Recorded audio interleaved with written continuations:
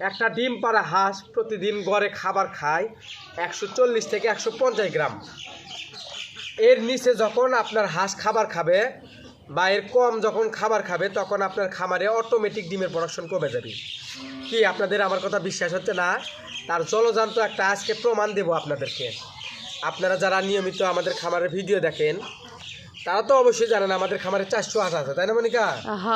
তো 400 হাঁস প্রতিদিন আমিও ডিম দেখাই 280, 290, 300টা পর্যন্ত ডিম দেখাচ্ছি, তাই না? আমাদের হাঁস যখন যে কটা ডিম পারে তখন সে কটা ডিমে আপনাদেরকে তুলে ধরার চেষ্টা করি, যাতে আপনারা যারা নতুন হাঁস খামার করবেন তারা বুঝতে পারেন, শিখতে পারেন, তাই না? কিন্তু আমার 400 হাঁস কালকে কয় কেজি খাবার খাইছে মনিকা? কালকে সারাদিনে খাবার খাইছে 50 কেজি, যে জায়গায় খাবার খায় 60 কেজি, তাই না? 10 কেজি খাবার কম খাইছে। তো কালকে আমি বাড়ি ছিলাম না, আমি গেছিলাম বাচ্চা ডেলিভারি করতে। আপনারা যারা নিয়মিত আমাদের ভিডিও দেখেন তারা অবশ্যই জানেন আমরা মূলত খাকি ক্যাম্বেল হাঁসের বাচ্চা ডেলিভারি করি, হোম ডেলিভারি করি, তাই না মনিকা? আমি কালকে যার জন্য বাড়ি ছিলাম না থাকার কারণে হাঁসের সঠিক খেয়াল আমি নিতে পারিনি।